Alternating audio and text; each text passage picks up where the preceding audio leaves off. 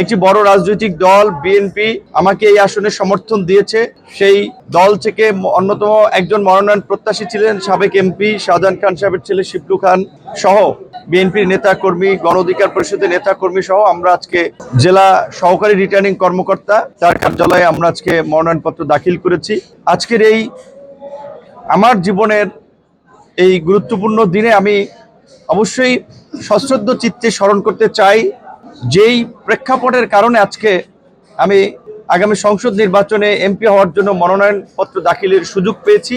সেটি হচ্ছে 2024-এর জুলাইয়ের গণ অভ্যুত্থান।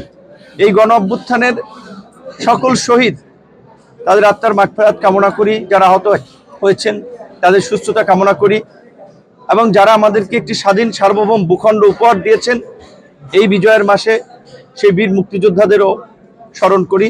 বাউফলবাসীর প্রতি কৃতজ্ঞতা, যে বাউফলবাসীর দোয়া পেয়েছি, ভালোবাসা পেয়েছি, তাদের উৎসাহ অনুপ্রেরণা পেয়েছি এবং তাদের দোয়া অনুমতি নিয়েই আমি আজকে এখানে বাউফলবাসীর পক্ষ থেকে আজকে নমিনেশন পেপার উত্তোলন করেছি। নমিনেশন পেপার আপনাদের সামনে নিয়ে এসেছি। আশা করি বাউফলবাসীর বিজয় হবে ইনশাআল্লাহ। আমরা বাউফলবাসীর কাছে দোয়া চাই এবং সহযোগিতা চাই।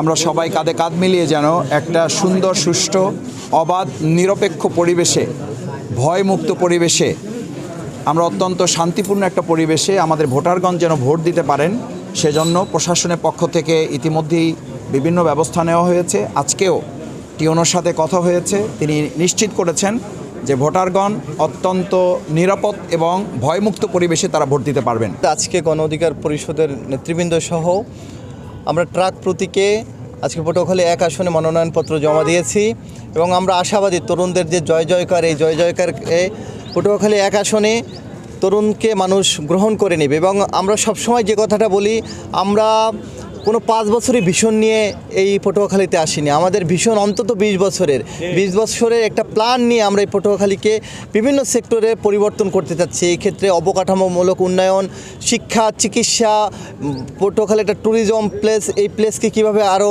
সামনের দিকে এগিয়ে নেওয়া যায়, এই লক্ষ্যে আমরা কাজ করতে যাচ্ছি।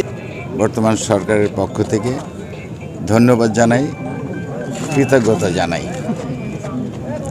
আমরা আজকে এখানে এসেছি ডিসি মহোদয়ের অফিসে আমাদের ইলেকশন কমিশনের প্রতিনিধিদের সামনে আমাদের নমিনেশন পেপার সাবমিট করার জন্য, যেটা আমরা করেছি এবং আপনারাও সেখানে উপস্থিত ছিলেন।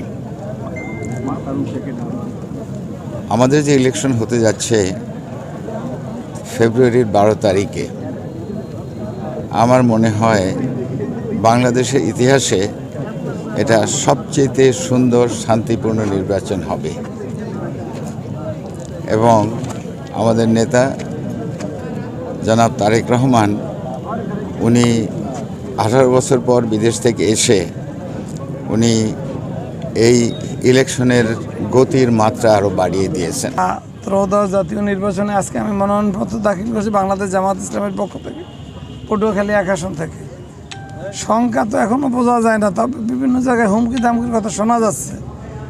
কী হয় জানি না, যখন যা খবর আসবে আমরা জানাবো, মিডিয়াকে, প্রশাসনকে জানাবো। আশা করি লেভেল প্লেয়িং ফিল্ড করবে। এখন তো যেহেতু নির্বাচিত সরকার না, আমাদের অন্তর্বর্তীকালীন সরকার, তাদের আমি আবেদন জানাবো। এবার ওনারাও বলছে যে এবার একটু সুষ্ঠু নির্বাচনরা দিয়ে যাইতে চায়। 54 বছরে এই জাতি সুষ্ঠু নির্বাচন দেখতে পারে নাই, কিন্তু এবার একটু দেখার আশার আলো দেখা গেছে। আমি আশাবাদী যে লেভেল প্লেয়িং ফিল্ড করবে, বজায় রাখবে সরকার এবং সুন্দর এবং সুষ্ঠু একটা নির্বাচন নিয়ে উপহার দেবেন।